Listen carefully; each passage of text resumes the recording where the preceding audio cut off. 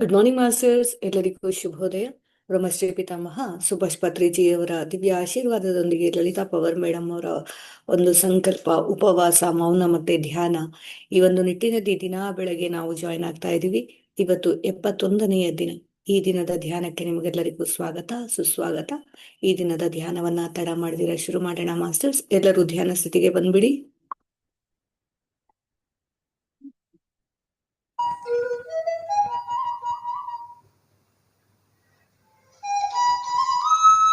Hello friends,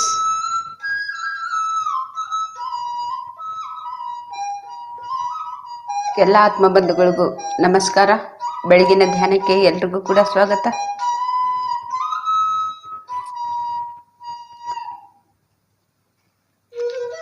ನಾವೆಲ್ಲ ಕೂಡ ಧ್ಯಾನಕ್ಕೆ ಕುತ್ಕೊಳ್ಳೋಣ ಫ್ರೆಂಡ್ಸ್. ಎರಡು ಕೈ ಬೆರಳುಗಳನ್ನು ಕ್ರಾಸ್ ಮಾಡಿ,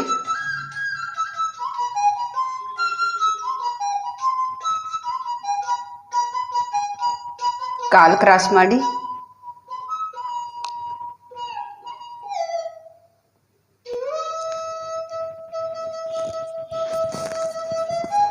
ಹಗುರವಾಗಿ ಕಣ್ಣು ಮುಚ್ಚಿ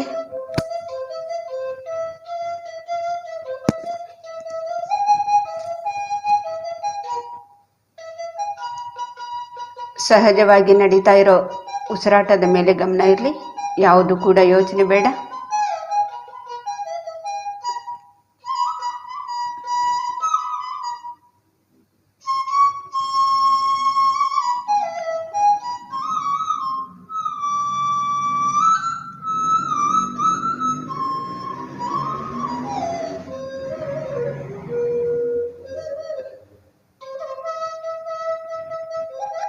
ಈ ಧ್ಯಾನದ ಹೆಸರು ಆನಾಪಾನಸತಿ ಧ್ಯಾನ ಅಂತೇಳಿ.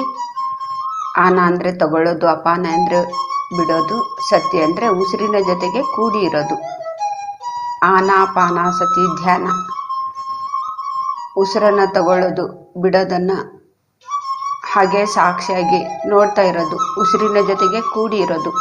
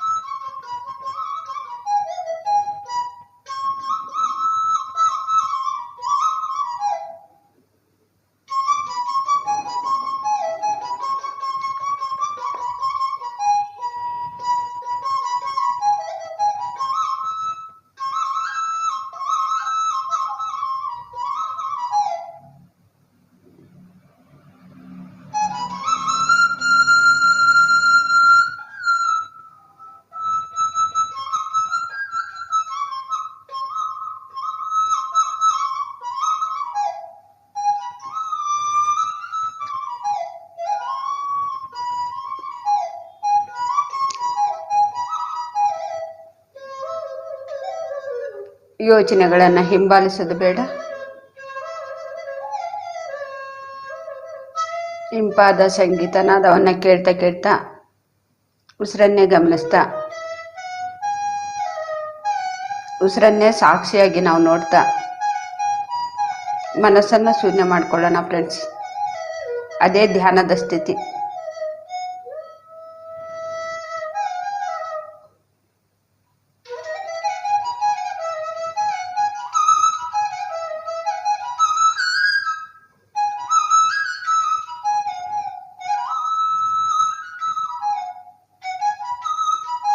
ಅಂತ ಒಂದು ಶೂನ್ಯವಾದ ಸ್ಥಿತಿಯಲ್ಲಿ ನಾವು ಎಷ್ಟೊತ್ತು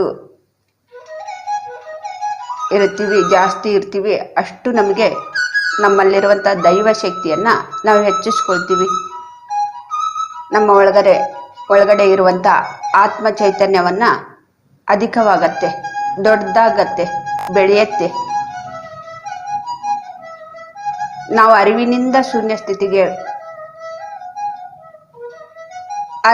ನಾವು ಉಸಿರನ್ನೇ ನೋಡ್ತಾ ಇದ್ರೆ ನಾವು ಶೂನ್ಯ ಸ್ಥಿತಿಗೆ ತಲುಪ್ತೀವಿ.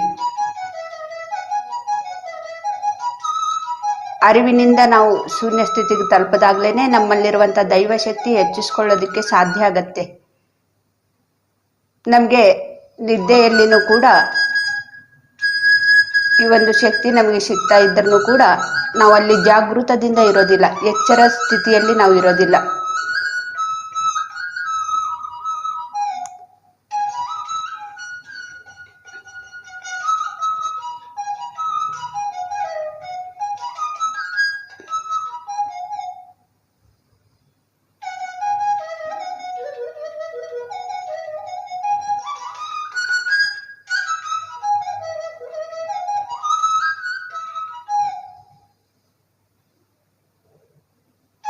ವಿಶ್ವ ಪ್ರಾಣಶಕ್ತಿ ನಮಗೆ ಧ್ಯಾನದಲ್ಲಿನೂ ಕೂಡ ಸಿಗತ್ತೆ, ನಿದ್ದೆಯಲ್ಲಿನೂ ಕೂಡ ಸಿಗತ್ತೆ. ಆದರೆ ಧ್ಯಾನದಲ್ಲಿ ನಾವು ಅರಿವಿನಿಂದ ಇರ್ತೀವಿ, ನಿದ್ದೆಯಲ್ಲಿ ನಾವು ಅರಿವಿನಿಂದ ಇರೋದಿಲ್ಲ.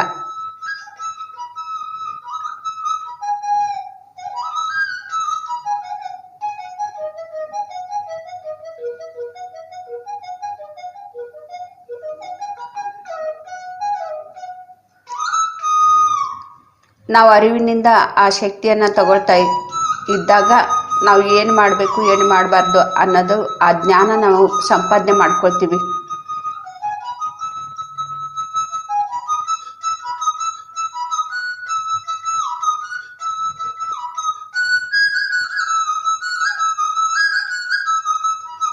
ಈ ಜೀವ ಎಲ್ಲಿಗೆ ಹೋಗ್ತಾ ಇದೆ, ಎಲ್ಲಿ ಪ್ರಯಾಣ ಮಾಡ್ತಾ ಇದೆ, ಏನು ಕಲ್ತ್ಕೊಳ್ತಾ ಇದೆ,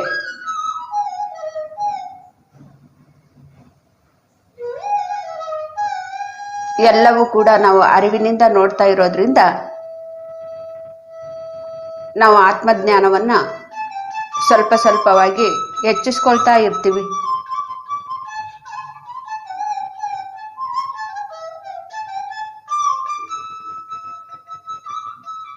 ಆಗ ನಮಗೆ ಯಾವುದು ಕೂಡ ಡೌಟ್ಸ್ ಇರೋದಿಲ್ಲ. ಯಾಕೆಂದ್ರೆ ನಾವು ಅದನ್ನು ಅರಿವಿನಿಂದ ನೋಡಿದ್ದೀವಿ. ಈ ಜೀವಾತ್ಮ ಎಲ್ಲಿಗೆ ಹೋಗಿದೆ, ಏನು ಮಾಡ್ತಾ ಇದೆ, ಯಾವ ಜ್ಞಾನವನ್ನು ಕಲ್ತ್ಕೊಳ್ಳೋದಕ್ಕೋಸ್ಕರ ಯಾರ ಹತ್ರ ಹೋಗಿದೆ, ಯಾವ ಲೋಕಕ್ಕೆ ಹೋಗಿದೆ, ಏನನ್ನ ಕಲ್ತ್ಕೊಂಡು ಬಂದು ಮತ್ತೆ ವಾಪಸ್ ನಮ್ಮ ಶರೀರದಲ್ಲಿ ಸೇರ್ಕೊಂಡಿದೆ, ಯಾವ ಜ್ಞಾನಕ್ಕೋಸ್ಕರ ಹೊರಗಡೆ ಟ್ರಾವೆಲ್ ಅನ್ನ ಮಾಡಿದೆ, ಯಾವ ಜ್ಞಾನವನ್ನ ಕಲ್ತ್ಕೊಂಡು ಬಂದಿದೆ, ಎಲ್ಲವನ್ನು ಕೂಡ ನಾವು ಅರಿವಿನಿಂದ ಹೀಗೆ ಸಾಕ್ಷಿಯಾಗಿ ನಾವು ನೋಡ್ತಾ ಇರ್ತೀವಿ. ಆಗ ನಾವು ಏನೇ ಮಾಡಿದ್ರೂ ಕೂಡ ನಮಗೆ ಡೌಟ್ಸ್ ಇರೋದಿಲ್ಲ. ಯಾಕೆಂದ್ರೆ ಸಾಕ್ಷಾತ್ ಈ ನಮ್ಮಲ್ಲಿರುವಂತಹ ಜೀವಶಕ್ತಿ ಅಂದ್ರೆ ಈ ಭಗವಂತ, ಆ ಭಗವಂತನ ಹತ್ರ ಹೋಗಿರೋದನ್ನ ನಾವು ನಮ್ಮ ದಿವ್ಯ ದೃಷ್ಟಿಯಿಂದ ಅದನ್ನ ನೋಡಿದ ಮೇಲೆ ಸಾಕ್ಷಾತ್ ಭಗವಂತನ ಮುಖಾಂತರನೇ ಕಲ್ತ್ಕೊಂಡು ಬಂದಿರೋಂತಹ ಜ್ಞಾನವನ್ನ ಇಲ್ಲಿ ನಾವು ಆಚರಣೆಯಲ್ಲಿ ತರ್ತಾ ಇರೋದ್ರಿಂದ, ಆಚರಿಸ್ತಾ ಇರೋದ್ರಿಂದ ನಮಗೆ ಯಾವ ಭಯನೂ ಕೂಡ ಆಗೋದಿಲ್ಲ.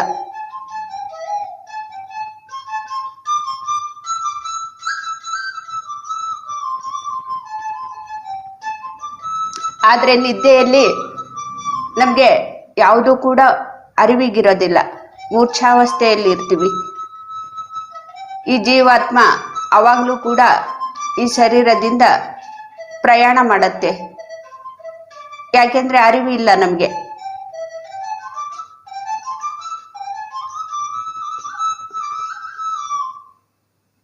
ಅದು ಏನೇ ಕಲ್ತ್ಕೊಂಡು ಬಂದ್ರೂ ಕೂಡ ನಮ್ಗೆ ಹೇಳ್ತಾ ಇದ್ರೂ ಕೂಡ ಕಲ್ತ್ಕೊಂಡು ಬಂದಿರುವಂಥದ್ದು ಹಾಗೆ ಮಾಡಬಾರ್ದು, ಈಗ ಮಾಡಬೇಕು ಅಂತ ಹೇಳಿದ್ರು ಕೂಡ ಅದನ್ನ ನಾವು ಕೇಳಿಸ್ಕೊಳ್ಳೋಂಥ ಸ್ಥಿತಿಯಲ್ಲಿ ಇರೋದಿಲ್ಲ. ಯಾಕೆಂದ್ರೆ ಮೂರ್ಛಾವಸ್ಥೆಯಲ್ಲಿ ನಾವು ನಿದ್ದೆಯಲ್ಲಿ ಅದನ್ನ ಏನೂ ಕೂಡ ನೋಡಿರೋದಿಲ್ಲ. ಎಲ್ಲಿಗೋಯ್ತು, ಏನು ಮಾಡ್ತು, ಯಾವ ಜ್ಞಾನವನ್ನ ಸಂಪಾದನೆ ಮಾಡ್ಕೊಂಡು ಬಂತು, ಯಾವುದು ಕೂಡ ನಮಗೆ ಅರಿವಿಗಿರೋದಿಲ್ಲ. ಹಾಗಾಗಿ ನಮ್ಮ ಮೇಲೆ ನಮಗೆ ಡೌಟ್ ಇರುತ್ತೆ, ಇದು ಮಾಡಬೇಕೋ ಮಾಡಬಾರ್ದು ಅಂತೇಳಿ.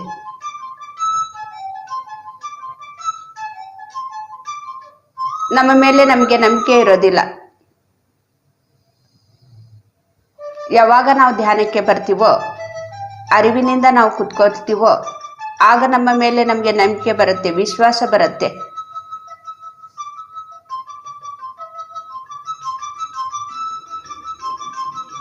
ನನ್ನ ಜೀವನ ನನ್ನ ಇಷ್ಟದ ಪ್ರಕಾರನೇ ನಾನು ಜೀವಿಸ್ಬೇಕು ಅಂತೇಳಿ ಆ ಜ್ಞಾನ ನಮಗೆ ಬರುತ್ತೆ. ಬೇರೆಯವ್ರ ಹತ್ರ ಹೋಗೋದಲ್ಲ, ಬೇರೆಯವ್ರ ಮಾತನ್ನ ಕೇಳೋದಲ್ಲ,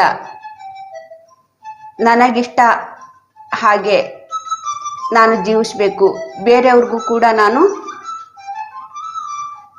ಯಾವುದೂ ಕೂಡ ಏನೇ ಮಾಡೋದಕ್ಕೂ ಕೂಡ ಅಡ್ಡಿ ಆಗಬಾರ್ದು, ಅವ್ರಿಷ್ಟದ ಪ್ರಕಾರ ಅವ್ರಿಗೆ ಬಿಡಬೇಕು ಅನ್ನೋದು ಆ ಜ್ಞಾನ ನಾವು ಸಂಪಾದನೆ ಮಾಡ್ಕೊಳ್ತೀವಿ.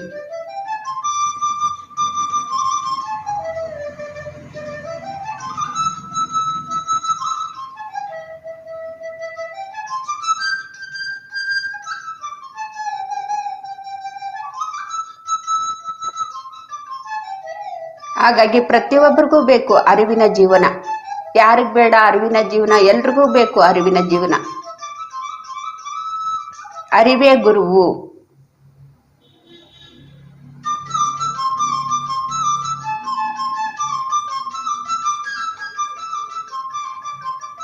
ಅಂತ ಒಂದು ಅರಿವಿನ ಜೀವನದಿಂದನೇ ನಮ್ಮ ಜೀವನವನ್ನು ನಾವು ಸುಂದರವಾಗಿ ಸೃಷ್ಟಿ ಮಾಡ್ಕೊಳ್ಳೋದಕ್ಕೆ ಸಾಧ್ಯವಾಗತ್ತೆ.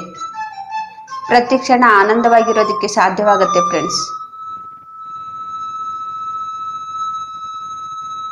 ಎಲ್ರಿಗೂ ಬೇಕು ಅರಿವಿನ ಜೀವನ, ಪ್ರತಿಯೊಬ್ಬರಿಗೂ ಬೇಕು.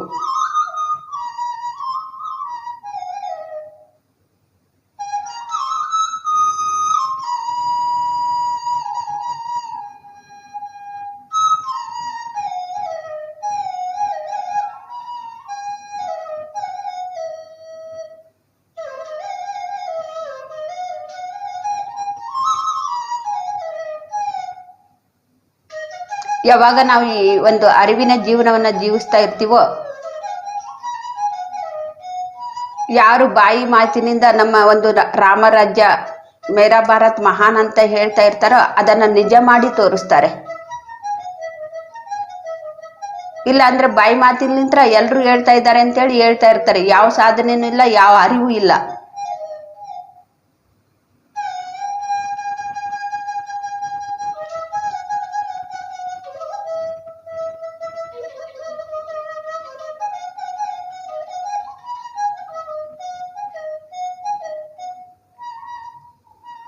ಹೇಳಿದ್ದನ್ನ ನಾವು ಮಾಡಿ ತೋರಿಸ್ಬೇಕಂದ್ರೆ ನಾವು ಸಾಧನೆಯನ್ನ ಮಾಡಬೇಕು. ಸಾಧನೆಯಿಂದನೇ ಇದು ನಮಗೆ ಮಾಡೋದಿಕ್ಕೆ ಸಾಧ್ಯ ಆಗತ್ತೆ, ಮಾಡಿ ತೋರಿಸೋದಿಕ್ಕೆ ಸಾಧ್ಯ ಆಗತ್ತೆ. ಸಾಧನೆ ಇಲ್ಲದೇನೆ ಏನೂ ಕೂಡ ಆಗೋದಿಲ್ಲ ಫ್ರೆಂಡ್ಸ್.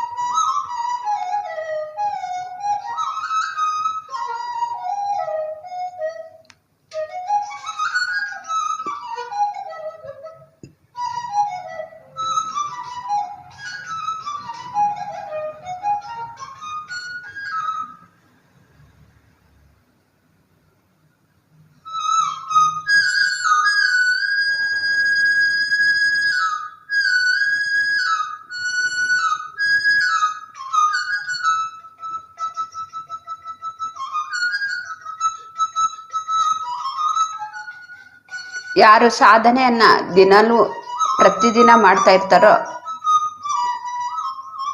ಮೇರಾ ಭಾರತ್ ಮಹಾನ್ ಅಂತೇಳಿ ಅನುಭವ ಮುಖಾಂತರ ತಿಳ್ಕೊಳ್ತಾರೆ. ಎಷ್ಟೋ ಯೋಗಿಗಳು, ಮುನಿಗಳು, ಋಷಿಗಳು, ಬ್ರಹ್ಮಶ್ರೀಗಳು ಈ ನಮ್ಮ ಭಾರತದಲ್ಲಿ ಎಷ್ಟೋ ಜನ ಹುಟ್ಟಿದ್ದಾರೆ, ಹುಡ್ತಾನೆ ಇದ್ದಾರೆ. ಅವರು ಯಾವ ಸಾಧನೆಯನ್ನ ಮಾಡಿದ್ದಾರೆ,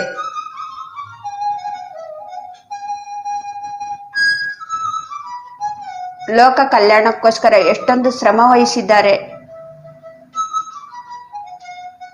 ಅಂತ ಮಹಾಶಕ್ತಿಗಳ ಹಾಗೆ ನಾವು ಕೂಡ ಆಗ್ಬೇಕು.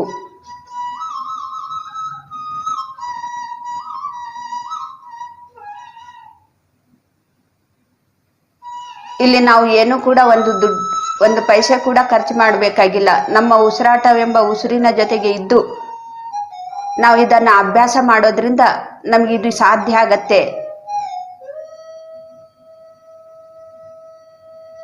ಅನ್ನೋದನ್ನ ನಾವು ಅರಿವಿನ ಮುಖಾಂತರ ನಾವು ತಿಳ್ಕೊಳ್ತೀವಿ. ಆ ಜ್ಞಾನವನ್ನ ನಾವು ಸಂಪಾದನೆ ಮಾಡ್ಕೊಳ್ತೀವಿ. ಪ್ರತಿಯೊಬ್ಬರ ಮನಸ್ಸಿನಲ್ಲಿನೂ ಕೂಡ ಮೂಡತ್ತೆ.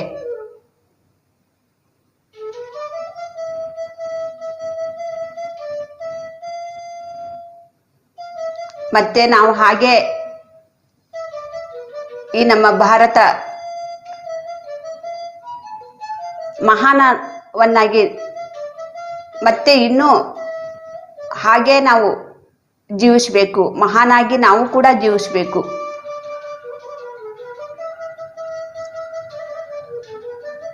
ಪ್ರತಿಯೊಬ್ಬರ ಮನಸ್ಸಿನಲ್ಲಿನೂ ಕೂಡ ಇದನ್ನ ಮೂಡಬೇಕಂದ್ರೆ ಎಲ್ಲರೂ ಕೂಡ ಅರಿವಿನ ಜೀವನ ಮಾಡಬೇಕು. ಆವಾಗ ಮರ್ತು ಕೂಡ ತಪ್ಪುಗಳನ್ನ ಮಾಡೋದಿಲ್ಲ, ಮರ್ತು ಕೂಡ. ಯಾಕೆಂದ್ರೆ ಪ್ರತಿ ಕ್ಷಣ ಅರಿವಿನಿಂದ ಜೀವಿಸ್ತಾ ಇರ್ತಾರೆ.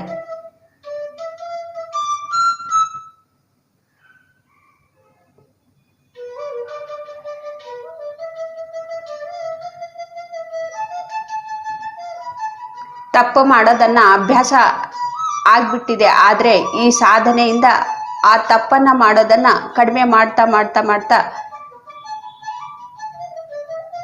ಎಲ್ಲಾ ತಪ್ಪುಗಳನ್ನ ಮಾಡೋದನ್ನ ಬಿಟ್ಟಾಗ್ಲೇನೆ ಮತ್ತೆ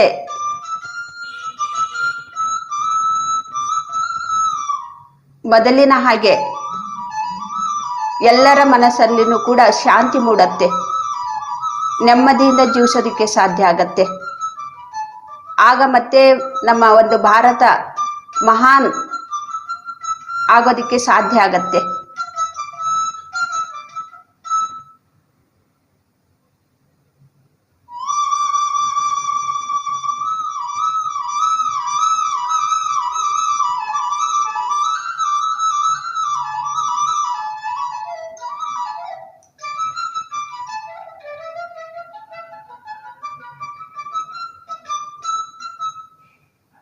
ನಮ್ಮ ಉಸಿರಾಟವನ್ನ ನಾವು ಗಮನಿಸ್ತಾ ಇದ್ರೆ, ಎಲ್ಲವೂ ಕೂಡ ಅರಿವಿನಿಂದ ನಾವು ನೋಡ್ತಾ ಇದ್ರೆ, ಈ ಜೀವ ಎಲ್ಲಿ ಏನು ಕಲ್ತ್ಕೊಳ್ತಾ ಇದೆ, ಎಲ್ಲಿಗೆ ಹೋಗ್ತಾ ಇದೆ,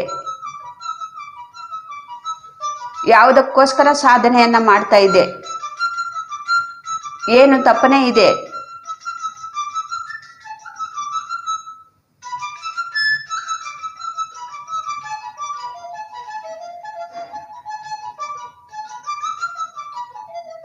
ಎಲ್ಲವೂ ಕೂಡ ನಾವು ಅರಿವಿನಿಂದ ನೋಡ್ತಾ ಇರ್ತೀವಿ.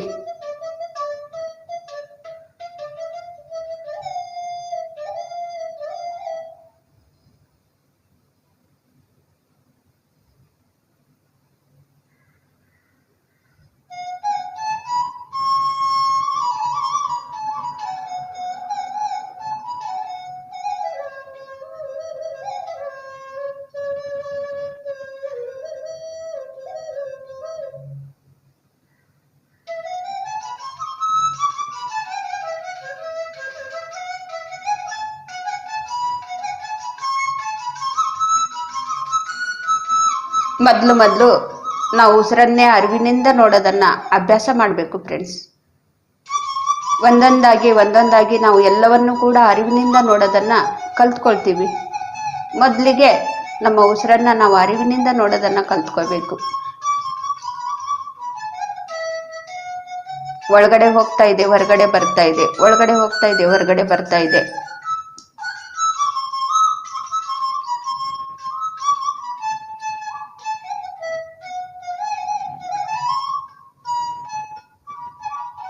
ಕೇವಲ ಉಸಿರನ್ನ ಮಾತ್ರ ನಾವು ಫಸ್ಟು ಅರಿವಿನಿಂದ ನೋಡೋದನ್ನ ಕಲ್ತ್ಕೊಂಡಾಗ ನಮ್ಮ ಜೀವನವನ್ನ ನಾವು ಸರಿ ಮಾಡ್ಕೊಳ್ತೀವಿ. ಆಮೇಲೆ ಬೇರೆಯವ್ರಿಗೋಸ್ಕರ ಇದನ್ನ ಹೇಳೋದಿಕ್ಕೆ ಬೇರೆಯವ್ರಿಗೋಸ್ಕರನೂ ಕೂಡ ನಮ್ಮ ಸಮಯವನ್ನ ಅಲ್ಲೇ ನಾವು ಇಡ್ತೀವಿ.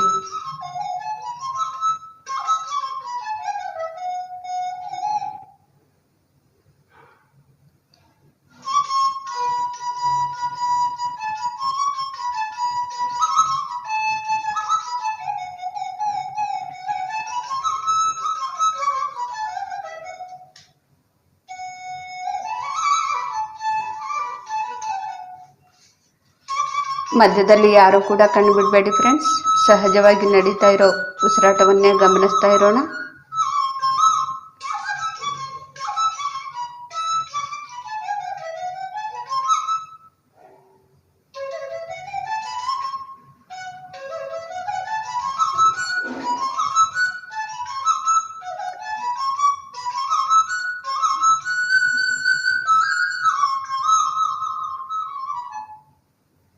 ಯಾವಾಗ ನಾವು ಈ ರೀತಿ ಅರಿವಿನಿಂದ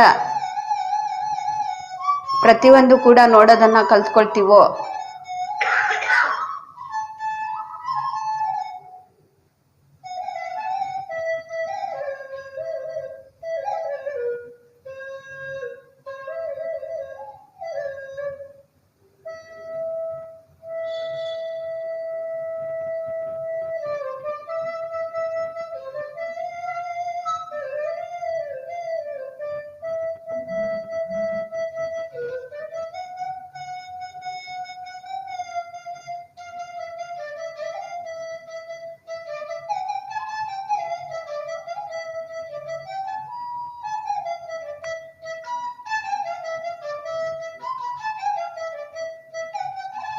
ಯಾವಾಗ ನಾವು ಅರಿವಿನಿಂದ ಇರೋದನ್ನ ನಾವು ಕಲ್ತ್ಕೊಳ್ತೀವೋ ಆಗ ನಮ್ಮ ಮಾತುಗಳನ್ನ ಕಡಿಮೆ ಮಾಡ್ತೀವಿ, ಕೇಳಿಸ್ಕೊಳ್ಳೋದನ್ನ ನಾವು ಜಾಸ್ತಿ ಮಾಡ್ತೀವಿ. ಪ್ರತಿಯೊಂದು ಕೂಡ ನಮ್ಗೆ ಹೇಳ್ತಾ ಇದೆ, ಪ್ರತಿಯೊಂದು ದೈವ ಶಕ್ತಿನೂ ಕೂಡ ನಮಗೆ ತಿಳಿಸ್ತಾ ಇರತ್ತೆ. ಆ ದೈವ ಶಕ್ತಿಯ ಮಾತನ್ನ ನಾವು ಯಾವಾಗಲೂ ಕೂಡ ಕೇಳಿಸ್ಕೊಳ್ತಾನೆ ಇರ್ತೀವಿ. ಪ್ರತಿ ಕ್ಷಣ ಕೂಡ ಯಾರಿಗೆ ತಪ್ಪನೆ ಇರತ್ತೆ, ಪ್ರತಿ ಕ್ಷಣ ಕೂಡ ದೈವ ಶಕ್ತಿಯ ಮಾತನ್ನ ಯಾವಾಗಲೂ ಕೂಡ ಕೇಳಿಸ್ಕೊಳ್ತಾನೆ ಇರ್ತಾರೆ. ಏನ್ ಹೇಳ್ತಾ ಇದೆ ಅದು, ಆ ಶಕ್ತಿ ನಮ್ಗೆ ಏನ್ ತಿಳಿಸ್ತಾ ಇದೆ? ನನ್ನ ಮಾತನ್ನ ನಾನು ಮಾತಾಡೋದನ್ನ ಕಡಿಮೆ ಮಾಡಬೇಕು, ಆ ಶಕ್ತಿ ಮಾತನ್ನ ನಾನು ಕೇಳಿಸ್ಕೊಳ್ತಾ ಇರಬೇಕು, ಆ ಭಗವಂತನ ಮಾತನ್ನ ನಾನು ಕೇಳಿಸ್ಕೊಳ್ತಾ ಇರಬೇಕು.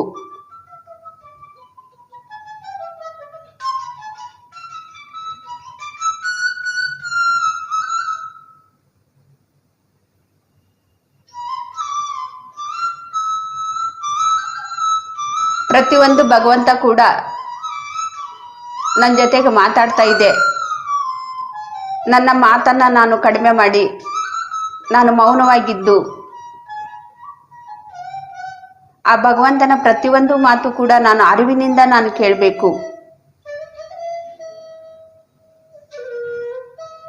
ನಮಗೆ ತಿಳಿಸ್ತಾ ಇದೆ ಅರಿವಿನ ಜೀವನ ಹೇಗ್ ಮಾಡ್ಬೇಕು ಅಂತೇಳಿ ಆ ಭಗವಂತ ನಮ್ಗೆ ತಿಳಿಸ್ತಾ ಇದೆ. ಆ ಭಗವಂತನ ಮಾತನ್ನ ನಾವು ಕೇಳಿಸ್ಕೊಳ್ತಾ ಇರ್ಬೇಕು.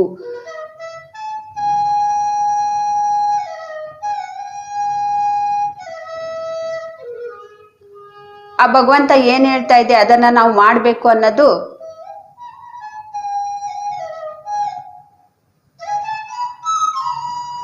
ನಮಗೆ ಎಲ್ರಿಗೂ ಕೂಡ ಆ ಸ್ಥಿತಿಯನ್ನ ನಾವು ಪಡ್ಕೊಳ್ತೀವಿ.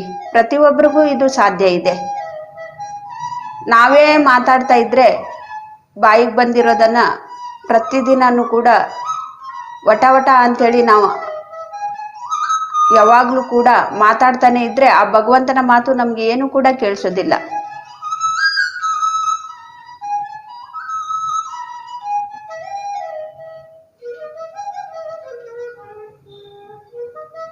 ನಾವು ಮರೆತು ಕೂಡ ತಪ್ಪು ಮಾಡ್ತಾ ಇದ್ರೆ ಆ ಭಗವಂತ ನಮಗೆ ಎಚ್ಚರಿಸ್ತಾ ಇರತ್ತೆ, ಅಲ್ಲಿ ನೀನು ತಪ್ಪು ಮಾಡ್ತಾ ಇದೀಯಾ ಅಂತೇಳಿ.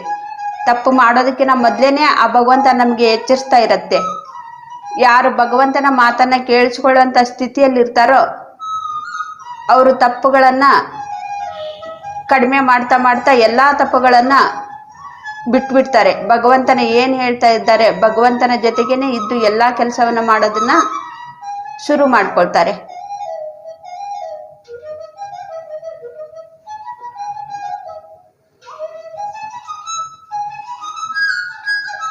ಆಗ ನಮ್ಮ ಯೋಚನೆ ಕೂಡ ಯೋಚನೆ ಮಾಡಿ ನಾವು ಯೋಚನೆ ಮಾಡಬೇಕಾಗತ್ತೆ.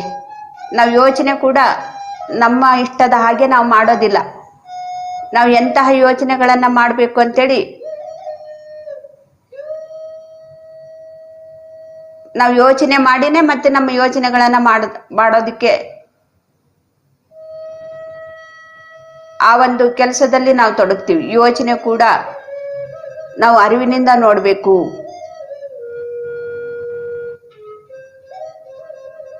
ಯಾವಾಗ ಯೋಚನೆಯನ್ನು ಕೂಡ ನಾವು ಅರಿವಿನಿಂದ ನಾವು ನೋಡ್ತಾ ಇರ್ತೀವಿ, ಯೋಚನೆ ಕೂಡ ಯೋಚನೆ ಮಾಡಿ ನಾವು ಯೋಚನೆ ಮಾಡ್ತೀವಿ.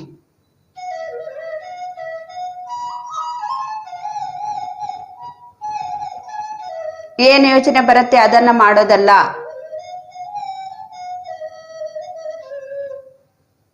ಆ ಯೋಚನೆ ಮಾಡ್ಬೇಕೋ ಮಾಡಬಾರ್ದು ನೋಡಿ, ಆ ಯೋಚನೆ ಕೂಡ ಯೋಚನೆಯಿಂದನೇ ನಾವು ಮಾಡಬೇಕು.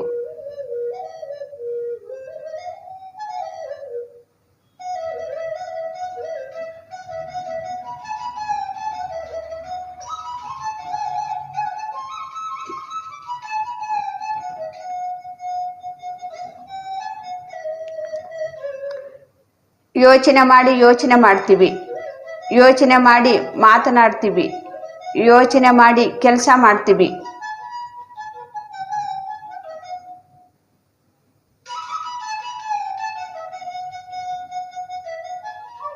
ನಾವು ಆ ಕೆಲಸವನ್ನ ಮಾಡೋದಕ್ಕಿಂತ ಮೊದಲು 100 ಸತಿ ನಾವು ಯೋಚನೆ ಮಾಡಬೇಕು, ಅದನ್ನ ಮಾಡಬೇಕು ಮಾಡಬಾರ್ದು ಅಂಥೇಳಿ. ನಾವು ಯೋಚನೆ ಮಾಡೋದಕ್ಕಿಂತ ಮೊದಲು ಆ ಯೋಚನೆ ಮಾಡಬೇಕೋ ಮಾಡಬಾರ್ದು ಅಂಥೇಳಿ 100 ಸತಿ ಯೋಚನೆ ಮಾಡಬೇಕು ನಾವು.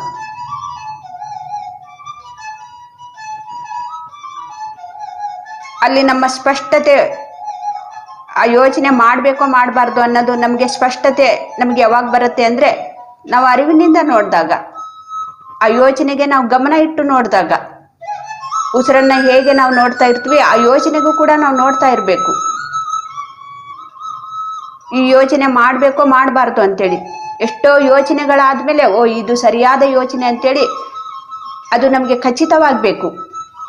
ಯಾವಾಗ ಅದನ್ನ ಸ್ಪಷ್ಟವಾಗತ್ತೆ ಅಂದರೆ ಆ ಯೋಚನೆಯನ್ನ ನಾವು ಅರಿವಿನಿಂದ ನೋಡಿದಾಗ, ಓ ಸರಿಯಾದ ಯೋಚನೆ ಇದು, ಇದನ್ನ ಮಾಡಬೇಕು ಅಂತೇಳಿ. ಅಥವಾ ಸರಿಯಲ್ಲದ ಯೋಚನೆ, ಇದನ್ನ ಅಲ್ಲಿಗೆ ಕಟ್ ಮಾಡಬೇಕು.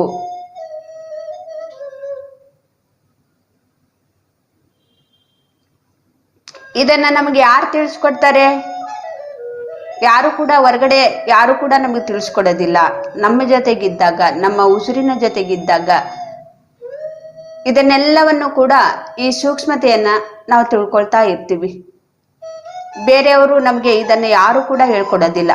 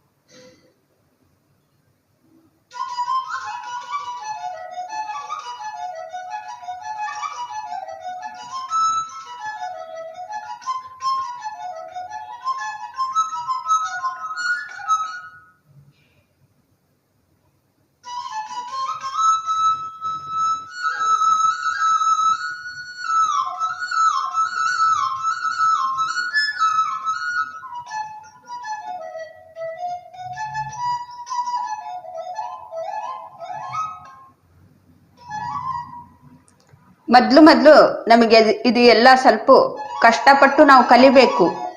ಆಮೇಲೆ ಎಷ್ಟೊಂದು ಸುಂದರವಾಗಿ ನಮ್ಮ ಜೀವನವನ್ನ ಈ ಧ್ಯಾನ ಸೃಷ್ಟಿ ಮಾಡತ್ತೆ. ಧ್ಯಾನದ ಶಕ್ತಿ ಸುಂದರವಾದಂತಹ ಜೀವನವನ್ನ ಸೃಷ್ಟಿ ಮಾಡತ್ತೆ. ಅದನ್ನ ನಾವೇ ಸೃಷ್ಟಿ ಮಾಡ್ಕೊಳ್ತೀವಿ ಧ್ಯಾನದ ಮುಖಾಂತರ. ಆದ್ರೆ ಮೊದಲು ನಾವು ಸಾಧನೆಯನ್ನ ಮಾಡಬೇಕು, ಹೆಚ್ಚು ಸಾಧನೆಯನ್ನ ನಾವು ಮಾಡಬೇಕು. ನಮ್ಮ ಉಸಿರಿಗೆ ನಾವು ಸಂಪೂರ್ಣವಾಗಿ ಸರೆಂಡರ್ ಆಗಿಬಿಡ್ಬೇಕು.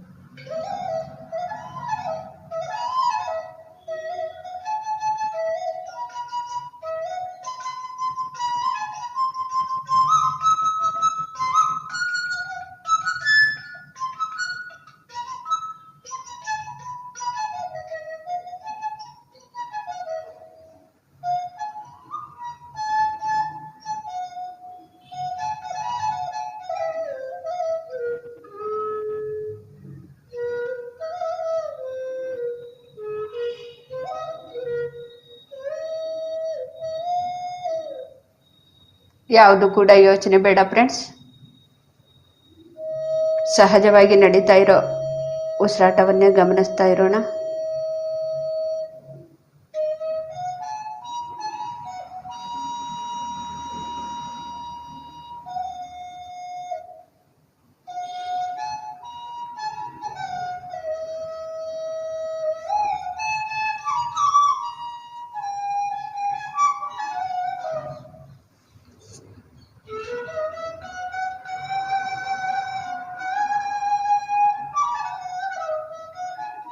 ನಾವು ಈ ಭೂಮಿ ಮೇಲೆ ಬಂದಿದ್ದೀವಿ ಅಂದರೆ ಏನೋ ಒಂದು ಒಳ್ಳೆ ಕೆಲಸವನ್ನು ಮಾಡೋದಕ್ಕೋಸ್ಕರನೇ ನಾವು ಜನ್ಮವನ್ನು ತಗೊಂಡಿದ್ದೀವಿ. ಆ ಜನ್ಮದ ರಹಸ್ಯವನ್ನು ನಾವು ತಿಳ್ಕೊಬೇಕಂದ್ರೆ ನಮ್ಮ ಉಸಿರು ಎಂಬ ಗುರುವಿನ ಜೊತೆಗೆ ನಾವು ಇರಬೇಕು. ನಮ್ಮ ಜನ್ಮದ ಉದ್ದೇಶವನ್ನು ನಾವು ತಿಳ್ಕೊಬೇಕು.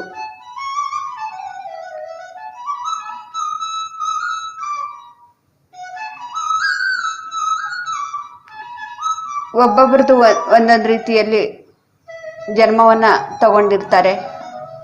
ಒಬ್ಬೊಬ್ರದ್ದು ಒಂದೊಂದು ಉದ್ದೇಶ ಇರತ್ತೆ.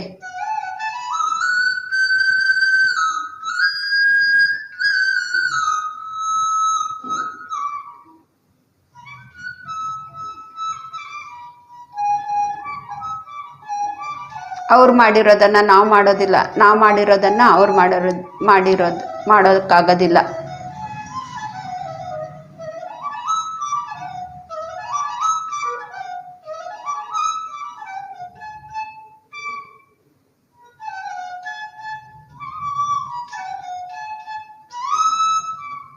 ಆದರೆ ಸಾಧನೆ ಒಂದೇ, ನಮ್ಮ ಉಸಿರು ಎಂಬ ಗುರುವಿನ ಜೊತೆಗಿರೋದು. ಎಲ್ಲರೂ ಕೂಡ ಸತ್ಯವನ್ನು ತಿಳ್ಕೊಬೇಕಂದ್ರೆ ಉಸಿರನ್ನೇ ಹಿಡ್ಕೋಬೇಕು.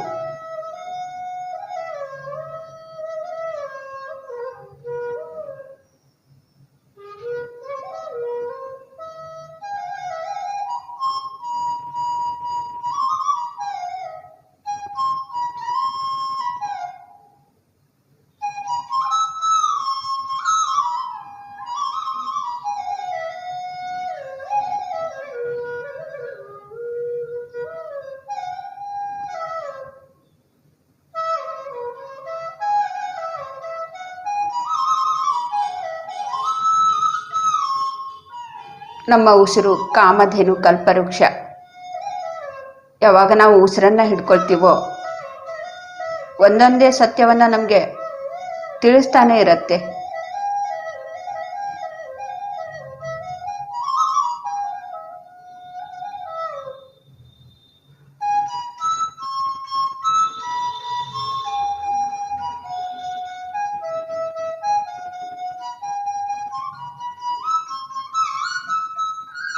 ಈ ಧ್ಯಾನದಲ್ಲಿ ನಮ್ದು ಕಲ್ತ್ಕೊಂಡಿರೋದು ಆಯಿತು ಅನ್ನೋದೇ ಇಲ್ಲ.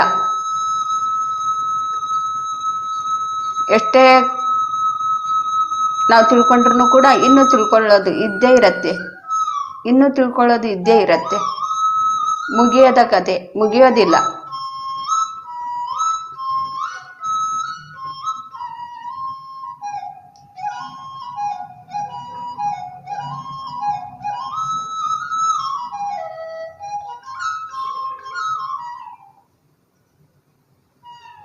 ಒಂದಾದ್ಮೇಲೆ ಒಂದು ನಾವು ಆಶ್ಚರ್ಯವಾದಂತಹ ವಿಷಯಗಳನ್ನ ತಿಳ್ಕೊಳ್ತಾನೆ ಇರ್ತೀವಿ.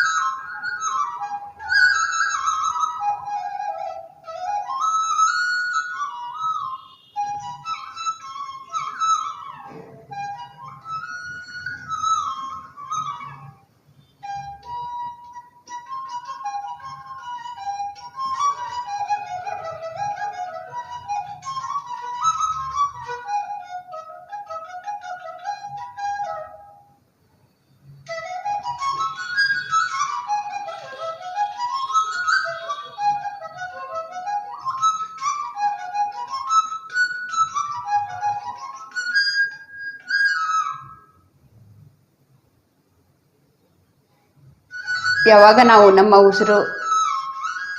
ಉಸಿರಿನ ಜೊತೆಗೆ ನಾವು ಯಾವಾಗ ಇರೋದನ್ನು ಅಭ್ಯಾಸ ಮಾಡ್ತೀವೋ ಭಗವಂತನನ್ನು ನಾವು ಬದಲಾಯಿಸೋದಿಲ್ಲ. ಆ ಭಗವಂತ ಸರಿ ಇಲ್ಲ, ಈ ಭಗವಂತ ಸರಿ ಇಲ್ಲ ಅಂಥೇಳಿ. ಇಲ್ಲಿ ನಮ್ಮ ಇಷ್ಟ ನಾವು ಅಂದ್ಕೊಂಡಿರೋದು ಈ ಭಗವಂತನ ಪೂಜೆ ಮಾಡೋದ್ರಿಂದ ಆಗಲಿಲ್ಲ, ಮತ್ತೆ ಇನ್ನೊಂದು ಭಗವಂತನ ದೇವಸ್ಥಾನಕ್ಕೆ ಹೋಗಿ ಆ ಭಗವಂತನನ್ನು ನಾವು ಪೂಜೆ ಮಾಡಿಸೋಣ ಅಂಥೇಳಿ. ಯಾಕೆಂದರೆ ಈ ಸತ್ಯ ನಮಗೆ ಉಸಿರಿನ ಜೊತೆಗಿದ್ದಾಗ ಎಲ್ಲ ಶಕ್ತಿ ಒಂದೇ, ಆ ಅರಿವು ನಮಗೆ ಬರುತ್ತೆ. ಎಲ್ಲ ಶಕ್ತಿನೂ ಕೂಡ ಒಂದೇ. ಬದಲಾಯಿಸೋದ್ರಿಂದ ಏನೂ ಕೂಡ ಪ್ರಯೋಜನ ಇಲ್ಲ. ಆ ಶಕ್ತಿ ಏನು ಮಾಡಿದೆ ಈ ಶಕ್ತಿನೂ ಕೂಡ ಅದೇ ಮಾಡುತ್ತೆ, ಈ ಶಕ್ತಿ ಏನು ಮಾಡಿದೆ ಇನ್ನೊಂದು ಶಕ್ತಿ ಕೂಡ, ಇನ್ನೊಂದು ಭಗವಂತ ಕೂಡ ಅದೇ ಮಾಡುತ್ತೆ. ಒಂದೇ ಶಕ್ತಿ, ಒಂದೇ ಭಗವಂತ.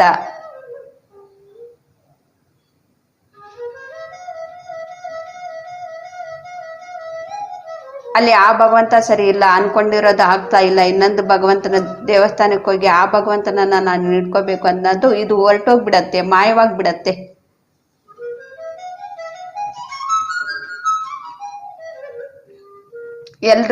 ಎಲ್ಲ ಭಗವಂತನೂ ಕೂಡ ಎಲ್ರಿಗೂ ಕೂಡ ಲೋಕ ಕಲ್ಯಾಣಕ್ಕೋಸ್ಕರ ಅವರು ಶ್ರಮವನ್ನು ವಹಿಸ್ತಾ ಇದ್ದಾರೆ. ನಾವು ಕೂಡ ಹಾಗೆ ಶ್ರಮವನ್ನು ವಹಿಸೋಣ ಅನ್ನೋದು ಈ ಸತ್ಯ ನಾವು ತಿಳ್ಕೊಳ್ತೀವಿ. ನಮ್ಮ ಉಸಿರು ಎಂಬ ಗುರುವಿನ ಜೊತೆಗಿದ್ದಾಗ, ಭಗವಂತನ ಜೊತೆಗಿದ್ದು ನಾವು ಕೂಡ ಕೆಲಸ ಮಾಡೋಣ. ಭಗವಂತನಿಗೆ ಅಪವಾದ ಕೊಡೋದಲ್ಲ, ಬೇರೆಯವ್ರಿಗೆ ಅಪವಾದ ಕೊಡೋದಲ್ಲ. ಭಗವಂತನ ಜೊತೆಗಿದ್ದು ನಾವು ಕೂಡ ಲೋಕ ಕಲ್ಯಾಣಕ್ಕೋಸ್ಕರ ಸೇವೆಯನ್ನು ಮಾಡೋಣ ಅನ್ನೋದು ಆ ಜ್ಞಾನ ನಮಗೆ ಬರುತ್ತೆ.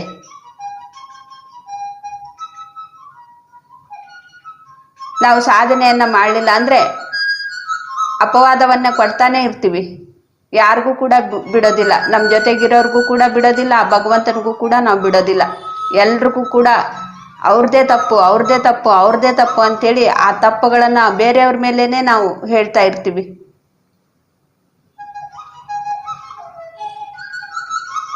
ನಮ್ಮ ಜೊತೆಗೆ ಇರೋರು ಸರಿ ಇಲ್ಲ, ಆ ಒಂದು ದೇವಸ್ಥಾನದಲ್ಲಿ ಇರೋದು ಆ ದೇವಿ ಏನು ಕೂಡ ಶಕ್ತಿನೇ ಇಲ್ಲ, ಇನ್ನೊಂದು ದೇವಸ್ಥಾನಕ್ಕೆ ಹೋದ್ರೆ ಅಲ್ಲಿ ತುಂಬಾ ಶಕ್ತಿ ಇದೆ, ಪವರ್ಫುಲ್, ನಾವು ಅನ್ಕೊಂಡಿರೋದು ತಕ್ಷಣನೇ ಆಗತ್ತ ಅಂತ ಹೇಳಿ ತಕ್ಷಣನೇ ನಮಗೆ ಕಿವಿಗೆ ಬಿದ್ದರೆ ಸಾಕು, ಅದು ಸಾವಿರಾರು ರೂಪಾಯಿ ಖರ್ಚು ಮಾಡಿ ಅಲ್ಲಿಗೆ ಹೋಗ್ತೀವಿ ನಾವು.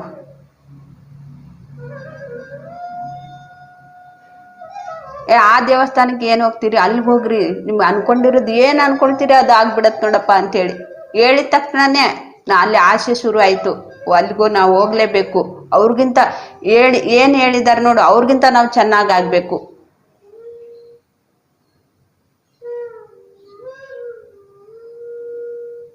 ಈ ರೀತಿ ನಾವು ಎಲ್ಲ ಓಡ್ತಾ ಇರ್ತೀವಿ,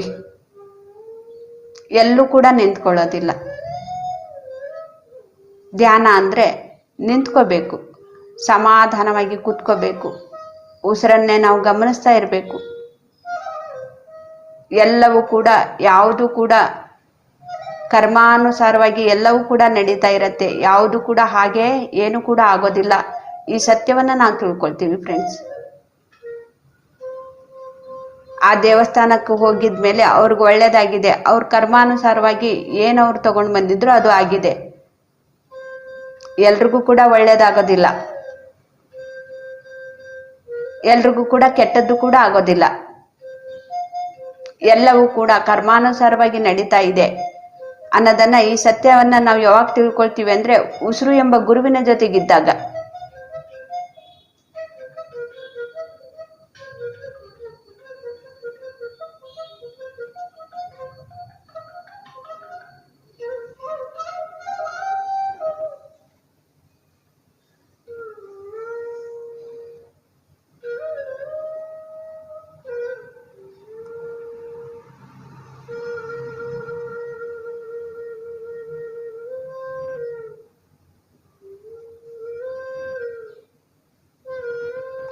ಮಂತ್ರಾಲಯಕ್ಕೆ ಹೋಗ್ತೀವಿ, ಅಲ್ಲಿ ಒಳ್ಳೇದಾಗತ್ತೆ ಅಂಥೇಳಿ. ವೆಂಕಟೇಶ್ವರ ಸ್ವಾಮಿ ದರ್ಶನಕ್ಕೆ ಹೋಗ್ತೀವಿ, ಅಲ್ಲಿಗೋದ್ರೆ ಒಳ್ಳೇದಾಗತ್ತೆ ಅಂಥೇಳಿ.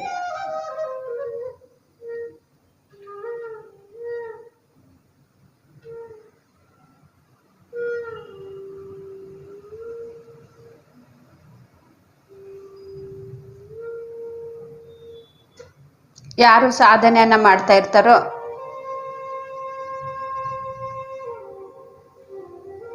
ಕರ್ಮದ ಬಗ್ಗೆ ಎಲ್ಲವನ್ನೂ ತಿಳ್ಕೊಂಡು ನಮ್ಮ ಕರ್ಮವನ್ನ ಶುದ್ಧಿ ಮಾಡ್ಕೋಬೇಕು ಅನ್ನೋದು ಆ ಅರಿವು ನಾವು ತಂದುಕೊಳ್ತೀವಿ. ನಾವು ಕೂಡ ರಾಘೇಂದ್ರ ಸ್ವಾಮಿಯ ಹಾಗೆ ಲೋಕ ಕಲ್ಯಾಣದ ಒಂದು ಕೆಲಸವನ್ನ ನಾವು ಕೂಡ ಅವ್ರ ಜೊತೆಗಿದ್ದು ನಾವು ಮಾಡ್ತೀವಿ.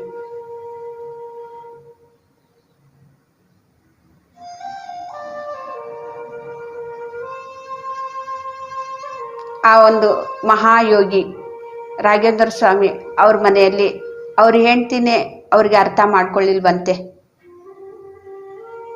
ಲೋಕ ಕಲ್ಯಾಣಕ್ಕೋಸ್ಕರ ಎಷ್ಟೋ ಒಂದು ಶ್ರಮ ವಹಿಸ್ತಾ ಇದ್ದಾರೆ ಆ ರಾಘೇಂದ್ರ ಸ್ವಾಮಿ. ಹೆಂಡ್ತಿಗೆ ಇಷ್ಟ ಇರಲಿಲ್ಲ.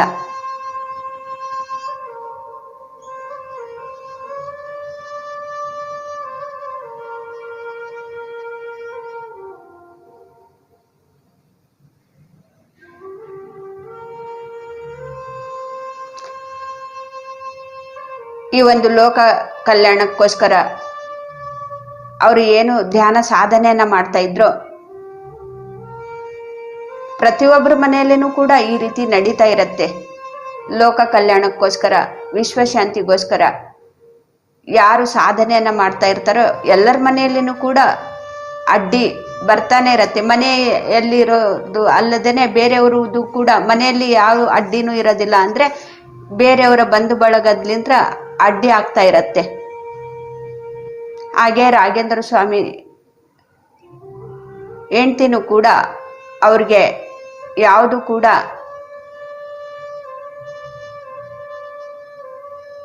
ಅವರು ಒಂದು ಮಾಡುವಂತ ಕೆಲಸ ಅವ್ರಿಗೆ ಯಾವುದು ಕೂಡ ಇಷ್ಟ ಇರ್ಲಿಲ್ವಂತೆ. ಹಾಗಾಗಿ ಅವರು ಅದನ್ನ ಬಿಡಬೇಕು ಅಂತೇಳಿ, ಆ ಸಾಧನೆಯನ್ನ ಮಾಡೋದನ್ನ ಬಿಡಬೇಕು ಅಂತೇಳಿ ಅವರು ಸೂಸೈಡೇನೆ ಮಾಡ್ಕೊಂಡ್ಬಿಟ್ರಂತೆ. ಸತ್ತ ಮೇಲೆ ಅವ್ರಿಗೆ ಗೊತ್ತಾಯ್ತಂತೆ ಅವಾಗ ಅವ್ರ ಹೆಂಡ್ತಿಗೆ, ನಾನು ಎಂಥ ಒಂದು ಮೂರ್ಖ ಕೆಲಸವನ್ನ ಮಾಡ್ಕೊಂಡ್ಬಿಟ್ಟಿದ್ದೀನಿ ಅಂತೇಳಿ. ಎಷ್ಟೋ ಮಹಾಶಕ್ತಿಗಳು ನಮ್ಮ ಜೊತೆಗಿದ್ದಾಗ ಅವರನ್ನ ನಾವು ಯಾರೂ ಕೂಡ ಅರ್ಥ ಮಾಡ್ಕೊಳ್ಳೋದಿಲ್ಲ. ಅವ್ರ ಜೊತೆಗಿದ್ದು ನಾವು ಕಲ್ತ್ಕೋಬೇಕು ಅಂತೇಳಿ ಯಾರಿಗೂ ಕೂಡ ನಮಗ್ ಬರೋದಿಲ್ಲ. ಯಾರಿಗ್ ಬರುತ್ತೆ ಅವ್ರ ಜೊತೆಗಿದ್ದು ಸಾಧನೆಯನ್ನ ಮಾಡ್ತಾರೆ, ಆ ಶಕ್ತಿ ಜೊತೆಗೆ ಸೇರ್ಕೊಳ್ತಾರೆ.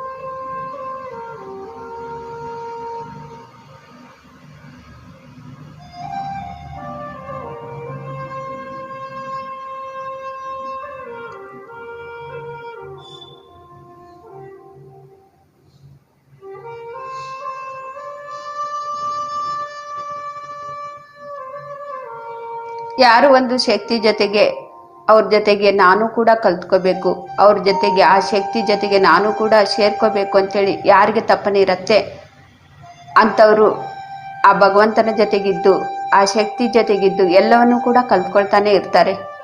ಬೇಡದೇ ಇರುವಂಥ ಮಾತು, ಕೆಲಸ ಎಲ್ಲವನ್ನೂ ಕೂಡ ಬಿಟ್ಬಿಡ್ತಾರೆ. ಬೇಡದೇ ಇರುವಂಥ ಯೋಚನೆ, ಬೇಡದೇ ಇರುವಂಥ ಮಾತು, ಬೇಡದೇ ಇರುವಂಥ ಕೆಲಸ ಎಲ್ಲವನ್ನೂ ಕೂಡ ಬಿಟ್ಟು ಆ ಶಕ್ತಿ, ಆ ದೈವ ಶಕ್ತಿ ಏನ್ ಹೇಳ್ತಾ ಇದೆ ಅದನ್ನ ಮಾತ್ರ ಕೇಳಿಸ್ಕೊಳ್ತಾ ಇರ್ತಾರೆ, ಅದನ್ನ ಮಾತ್ರ ಮಾಡ್ತಾ ಇರ್ತಾರೆ. ಯಾಕೆಂದ್ರೆ ನಾವು ಆ ಭಗವಂತನಿಂದ ಇಲ್ಲಿವರೆಗೂ ಕೂಡ ಆ ಪೂರ್ಣಾತ್ಮದಿಂದ ಈ ಜೀವಾತ್ಮ ಈ ಭೂಮಿ ಮೇಲೆ ಬಂದಿದೆ. ನಾವು ಆ ಒಂದು ಪೂರ್ಣಾತ್ಮದ ಮಾತನ್ನೇ ನಾವು ಕೇಳಬೇಕು, ಆ ಭಗವಂತನ ಮಾತನ್ನೇ ನಾವು ಕೇಳಬೇಕು. ಹಾಗೇ ನಾವು ಇಲ್ಲಿ ಕೆಲಸವನ್ನ ಮಾಡಬೇಕು.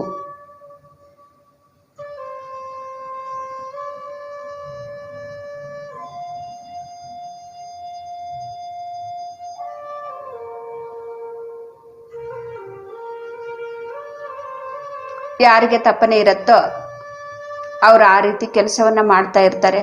ಭಗವಂತನ ಮಾತನ್ನ ಕೇಳಿಸ್ಕೊಳ್ತಾ ಇರ್ತಾರೆ, ಇಲ್ಲಿ ಕೆಲಸ ಮಾಡ್ತಾ ಇರ್ತಾರೆ.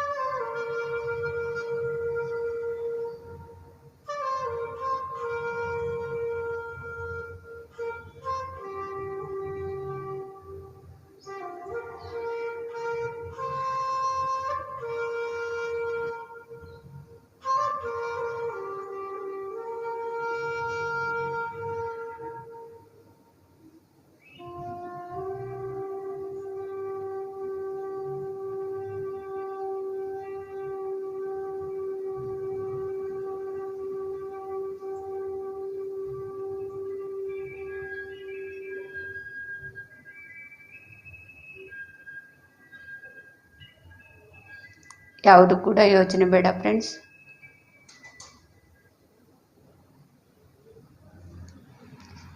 ಸಹಜವಾಗಿ ನಡೀತಾ ಇರೋ ಉಸಿರಾಟವನ್ನೇ ಗಮನಿಸ್ತಾ ಇರೋಣ.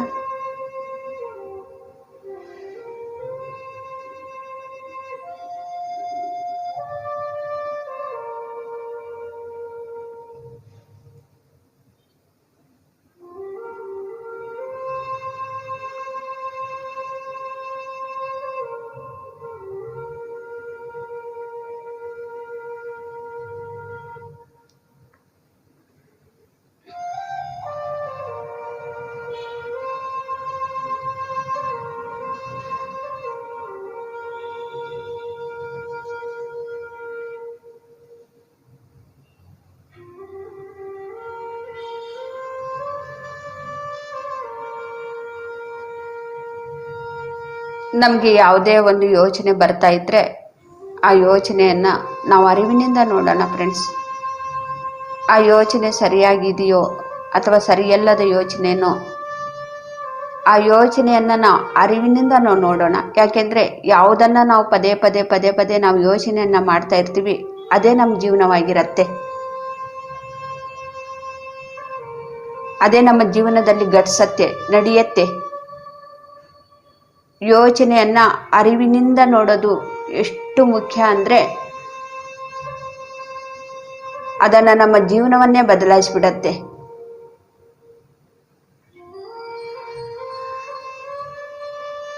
ಹಾಗಾಗಿ ಮೊದಲು ನಾವು ಉಸಿರನ್ನೇ ಗಮನಿಸೋದನ್ನ ಅಭ್ಯಾಸ ಮಾಡಬೇಕು. ಆಮೇಲೆ ನಮ್ಮ ಯೋಚನೆಗಳನ್ನ ಗಮನಿಸೋದನ್ನ ನಾವು ಕಲ್ತ್ಕೊಳ್ತೀವಿ. ಎಂತಹ ಯೋಚನೆಯಿಂದ ನಾವು ಕೂಡ್ಕೊಂಡಿದ್ದೀವಿ, ಎಂತಹ ಯೋಚನೆ ಜೊತೆಗೆ ನಮ್ಮ ಸಾಂಗತ್ಯ ಇದೆ ನೋಡಿ. ಬೇರೆಯವ್ರ ಕಡೆ ಸಾಂಗತ್ಯ ಬೇಡ ನಮಗೆ. ನಮ್ಮ ಯೋಚನೆ, ಯಾವ ಯೋಚನೆಯಿಂದ ನಮ್ಮ ಸಾಂಗತ್ಯ ಇದೆ, ಯಾವ ಯೋಚನೆ ಎಲ್ಲಿ ನಾವು ಏನು ಮಾಡ್ತಾ ಇದ್ದೀವಿ ಅದರ ಸಾಂಗತ್ಯದಲ್ಲಿ ನಾವಿದ್ರೆ ನಮ್ಮ ಜೀವನ ಹಾಗೆ ಇರುತ್ತೆ. ನಾವು ಹೇಳ್ತಾ ಇರ್ತೀವಲ್ವಾ, ಕುಡುಕರ ಒಂದು ಸಾಂಗತ್ಯದಲ್ಲಿದ್ದರೆ ಅವರು ಕುಡುಕರ ಒಂದು ಸಾಂಗತ್ಯ, ಕಳ್ತನ ಮಾಡೋರು ಒಂದು ಸಾಂಗತ್ಯದಲ್ಲಿದ್ದರೆ ಕಳ್ತನ ಸಂಘದಲ್ಲಿದ್ದಾರೆ, ಅವ್ರ ಸಂಘದಲ್ಲಿದ್ದಾರೆ. ಸುಳ್ಳು ಹೇಳೋರ ಸಂಘದಲ್ಲಿದ್ದರೆ ಅವರು ಯಾವಾಗಲೂ ಕೂಡ ಅವ್ರ ಒಂದು ಗುಂಪು ನೋಡಿ ಯಾವಾಗಲೂ ಕೂಡ ಸುಳ್ಳನ್ನೇ ಹೇಳ್ತಾ ಇರತ್ತೆ. ಇನ್ನೊಂದು ಗುಂಪು ಇರತ್ತೆ, ಅವ್ರು ಯಾವಾಗಲೂ ಕೂಡ ಒಳ್ಳೇದನ್ನ ಮಾಡ್ತಾರೆ ನೋಡ್ರಿ, ಜನಗಳಿಗೆ ಎಷ್ಟು ಒಳ್ಳೇದು ಮಾಡ್ತಾರೆ ಅವ್ರ ಒಂದು ಗುಂಪೇ ಇದೆ, ಅದು ತುಂಬಾ ದೊಡ್ಡ ಗುಂಪಿದೆ, ಯಾವಾಗಲೂ ಕೂಡ ಜನಗಳ ಒಂದು ಸೇವೆ ಮಾಡ್ತಾನೆ ಇರ್ತಾರೆ ಅಂತೇಳಿ. ಇದು ನಾವು ಹೊರಗಿನ ಪ್ರಪಂಚದಲ್ಲಿ ನೋಡೋದು. ಈ ಒಂದು ಚರ್ಮಚಕ್ಷುವಿನಿಂದ ನಾವು ನೋಡಿ ಹೇಳೋದು. ಆದ್ರೆ ನಮ್ಮ ಯೋಚನೆ ಕೂಡ, ನಮ್ಮ ಒಳಗಡೆನೂ ಕೂಡ ನಾವು ಯೋಚನೆಯನ್ನ ಮಾಡ್ತಾ ಇರ್ತೀವಿ. ಎಂತಹ ಯೋಚನೆಯ ಒಂದು ಸಂಘದಲ್ಲಿ ಇದ್ದೀವಿ, ನಾವು ಒಂದು ಗುಂಪಿನಲ್ಲಿ ಇದ್ದೀವಿ.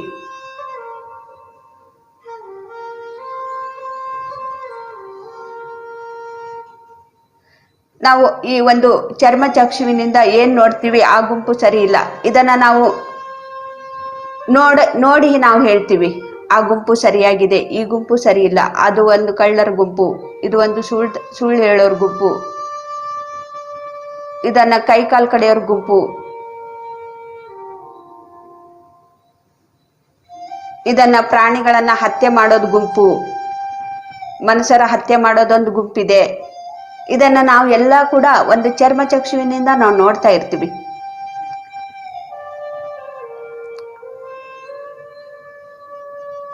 ಅದು ಎಲ್ಲಾ ಗುಂಪಿನಲ್ಲಿನೂ ಕೂಡ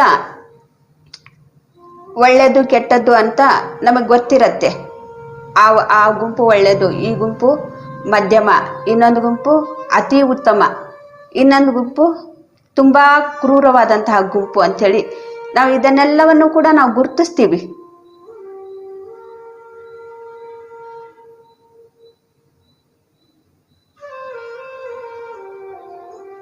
ಮತ್ತೆ ಆಯಾ ಗುಂಪಿಗೆ ಅವರು ಏನು ಮಾಡಬೇಕು ಅಂತ ಅನ್ಕೊಂಡಿರ್ತಾರೋ ಆಯಾ ಗುಂಪಿಗೆ ಅವರು ಸೇರ್ಕೊಳ್ತಾರೆ. ಅವರು ಯಾವ ರೀತಿ ಯೋಚನೆಯನ್ನ ಇರತ್ತೆ ಆ ಗುಂಪಿಗೆ ಅವರು ಸೇರ್ಕೊಳ್ತಾರೆ. ಅವರು ಯಾವಾಗಲೂ ಕೂಡ ಬೇರೆಯವ್ರನ್ನ ಕತ್ತರಿಸಬೇಕು ಅಂತ ಯೋಚನೆಗಳು ಯಾವಾಗ ಮಾಡ್ತಾ ಇರ್ತಾರೆ ನೋಡಿ, ಅವರು ಕತ್ತರಿಸೋ ಗುಂಪಿಗೆನೆ ಸೇರ್ಕೊಳ್ತಾರೆ. ಯಾರು ಯಾವಾಗಲೂ ಕೂಡ ಒಳ್ಳೆಯದನ್ನೇ ಯೋಚನೆ ಮಾಡ್ತಾ ಇರ್ತಾರೆ, ನಾನು ಜನಗಳಿಗೆ ಒಳ್ಳೆಯದನ್ನ ಮಾಡಬೇಕು, ಅನ್ನದಾನ ಮಾಡಬೇಕು, ವಸ್ತ್ರದಾನ ಮಾಡಬೇಕು, ಬಡವರಿಗೆ ನಾನು ಸೇವೆ ಮಾಡಬೇಕು ಅಂತೇಳಿ ಯಾವಾಗ ಅಂತ ಯೋಚನೆಗಳು ಬರುತ್ತೆ, ಅವರು ಅಂತ ಒಂದು ಗುಂಪಿಗೆ ಸೇರ್ಕೊಳ್ತಾರೆ.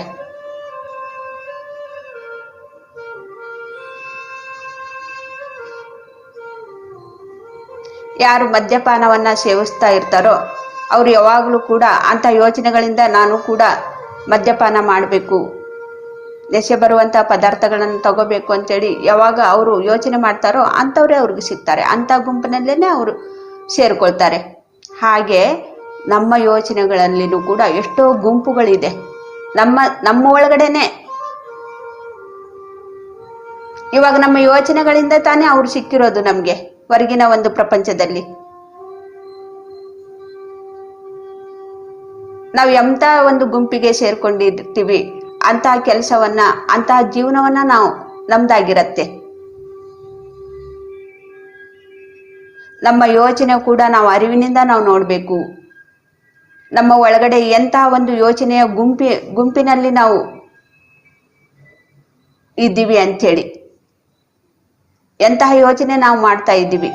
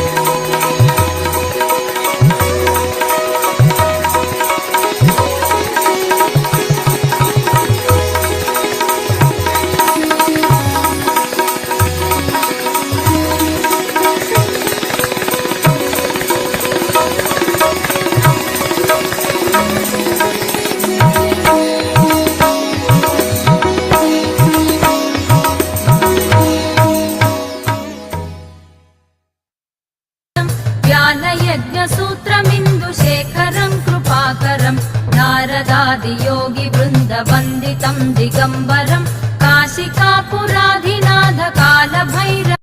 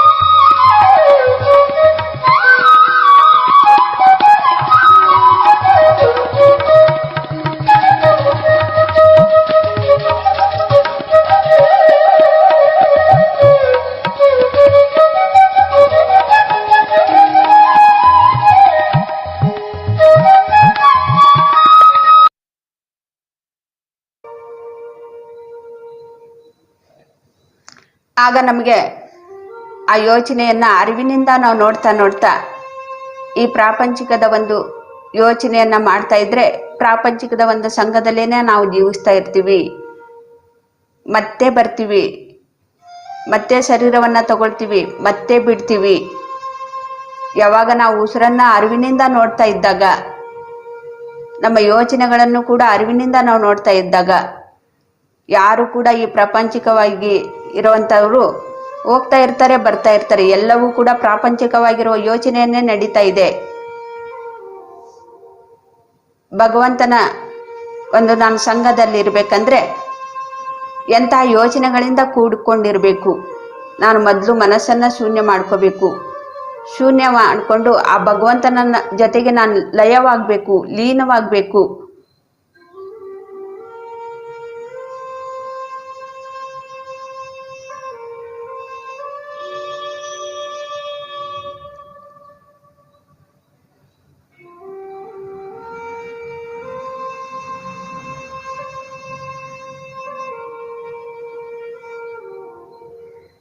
ಯೋಚನೆ ಮಾಡೋ ಸಮಯದಲ್ಲಿ ನಾವು ಯೋಚನೆ ಮಾಡಬೇಕು. ಯೋಚನೆ ಮಾಡದೇ ಇರುವಾಗ ನಮಗೆ ಬೇಡದೇ ಇರುವಂಥ ಯೋಚನೆ ನಮಗೆ ಆ ಯೋಚನೆಗಳು ಮಾಡೋದು ಒಂದು ಅವಶ್ಯಕತೆ ಇಲ್ಲ ಅಂದರೆ ನಾವು ಶೂನ್ಯಕ್ಕೆ ನಾವು ತಲುಪಬೇಕು. ನೋಡಿ, ನಾವು ಅರಿವಿನಿಂದ ನಾವು ಉಸಿರನ್ನೇ ಗಮನಿಸ್ತಾ ಇದ್ರೆ ನಮ್ಮ ಯೋಚನೆಗಳನ್ನು ಕೂಡ ನಾವು ಗಮನಿಸ್ತೀವಿ.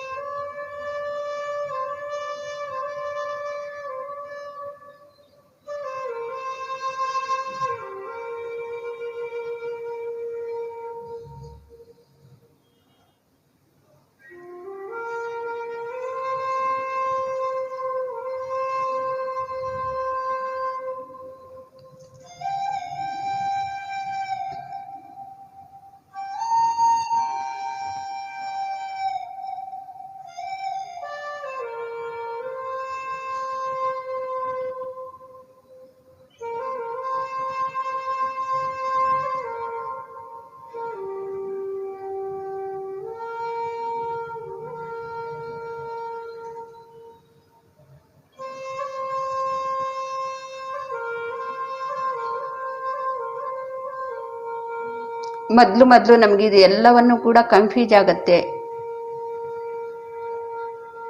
ಧ್ಯಾನದ ಒಂದು ಸಾಧನೆಯಿಂದ ನಾವು ಇದನ್ನು ಈಸಿಯಾಗಿ ನಾವು ತಿಳ್ಕೊಳ್ತೀವಿ ಫ್ರೆಂಡ್ಸ್. ಆಗ ನಾವು ಏನು ಕೂಡ ಕಷ್ಟನೇ ಪಡೋದಿಲ್ಲ. ಸ್ವಲ್ಪ ತಿಳ್ಕೊಳ್ಳೋವರೆಗೂ ಕೂಡ ನಾವು ಕಷ್ಟಪಡಬೇಕಷ್ಟೇ. ಸಾಧನೆ ಹೆಚ್ಚು ನಾವು ಮಾಡಬೇಕು.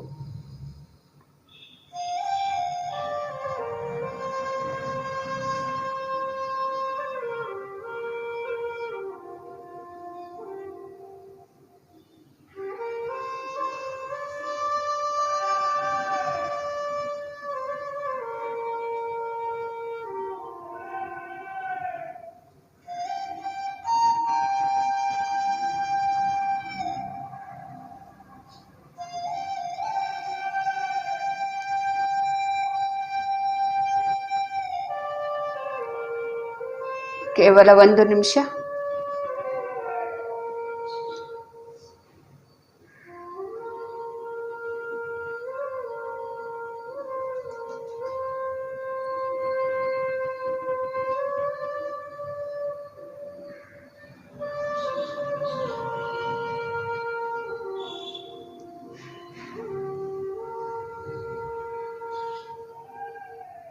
Thirty seconds. ನಾವು ಧ್ಯಾನದಿಂದ ಸಹಜ ಸ್ಥಿತಿಗೆ ಬರೋಣ ಫ್ರೆಂಡ್ಸ್.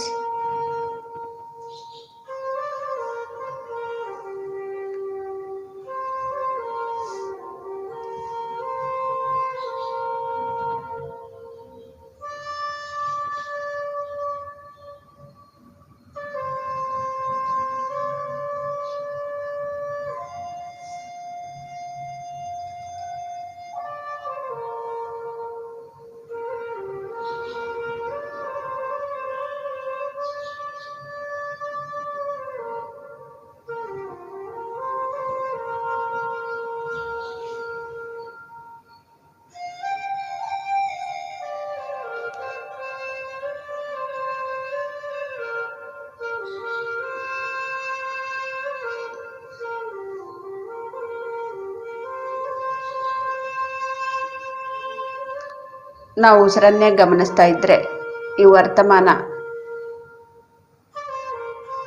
ವರ್ತಮಾನದ ಒಂದು ಮಹತ್ವವನ್ನ ನಾವು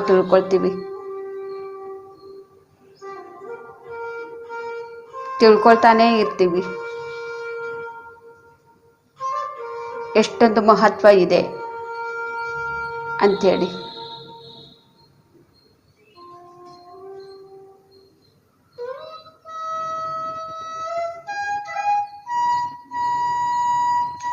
okay friends,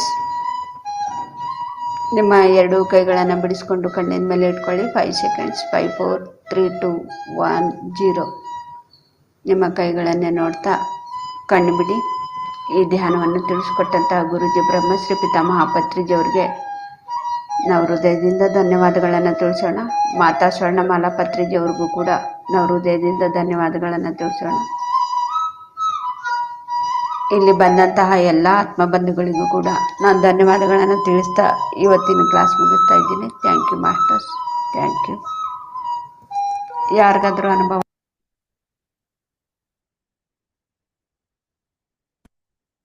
thank you masters. ತುಂಬಾ ಚೆನ್ನಾಗಿತ್ತು ಮೇಡಮ್. ಅರಿವಿನಿಂದ ನಾವು ಯಾವ ರೀತಿ ನೋಡಿ ನಮ್ಮ ಜೀವನವನ್ನು ಸರಿ ಮಾಡ್ಕೋಬೇಕು ಅನ್ನೋದನ್ನ ತುಂಬಾ ಚೆನ್ನಾಗಿ ಹೇಳ್ಕೊಟ್ರು. Thank you masters. Thank you. Thank you masters. Ma'am ಇವತ್ತು ಸ್ವಲ್ಪ ಈಗ ಕಬ್ಬನ್ ಪಾರ್ಕ್ ಹಂಗೆ ಹೋದಂಗೆ ಆಯ್ತು. ಅಲ್ಲೇ ಸ್ವಲ್ಪ ಗಾಳಿನಲ್ಲೇ ಸ್ವಲ್ಪ ಮೇಲಕ್ಕೆ ಓಡಾಡ್ಕೊಂಡು ನಾನು ಅದು ರಿಯಲ್ ಅನ್ಕೊಂಡ್ಬಿಟ್ಟಿದ್ದೆ. ಆಸ್ಟ್ರಲ್ ಟ್ರಾವೆಲ್ ಆಗ್ತಾ ಇದೆ, ಲೈಟ್ ಲಿವಿಯೇಷನ್ ಅಂತಾರಲ್ಲ ಆಗ್ತಾ ಇದೆ ಅಂತ ಅನ್ಕೊಂಡು, ಆಮೇಲೆ ನಾನು ನಮ್ಮ ಯಜಮಾನ್ರು ಅಲ್ಲಿ ಇದ್ದಾರೆ ಅನ್ಬಿಟ್ಟು ನಾನು ಇಳಿದು ಬಿಡ್ಬೇಕು ಅಂತ ಅನ್ಕೊಂಡಿದ ತಕ್ಷಣ ಇಳಿದು ಗಾಳಿನಲ್ಲೇ ಸ್ವಲ್ಪ ಓಡಾಡ್ದಂಗೆ ಆಯ್ತು. ಮೇಲಕ್ಕೆ ಸ್ವಲ್ಪ ಮೇಲೇನೆ ಹೊಡೆದಾಗ. Nice experience ma'am, nice experience. Thank you. Thank you masters. ತುಂಬಾ ಒಳ್ಳೊಳ್ಳೆ ಎಕ್ಸ್ಪೀರಿಯನ್ಸ್ ಎಲ್ಲರಿಗೂ ಆಗ್ತಾ ಇದೆ ಅಂತ ಭಾವಿಸ್ತೀನಿ. ಇದೇ ರೀತಿ ಧ್ಯಾನವನ್ನ ಮಾಡಿ ಮತ್ತೆ ಧ್ಯಾನವನ್ನ ಮಾಡಿಸಿ ಮಾಸ್ಟರ್ಸ್. ಈ ಲಿಂಕ್ ಅನ್ನ ಶೇರ್ ಮಾಡಿ, ನಿಮ್ಮ ಗೊತ್ತಿರೋ ಗ್ರೂಪ್ಸ್ ಅಲ್ಲಿ ಎಲ್ಲ ಶೇರ್ ಮಾಡಿ, ಧ್ಯಾನವನ್ನ ಮಾಡಿ ಮತ್ತೆ ಮಾಡಿಸಿ ಅಂತ ಹೇಳ್ತಾ ಈ ದಿನದ ಧ್ಯಾನವನ್ನ ಮುಗಿಸೋಣ. ನಾಳೆ ಬೆಳಗ್ಗೆ 5 ಗಂಟೆಗೆ ಕರೆಕ್ಟ್ ಆಗಿ ಜಾಯ್ನ್ ಆಗಿ. Thank you.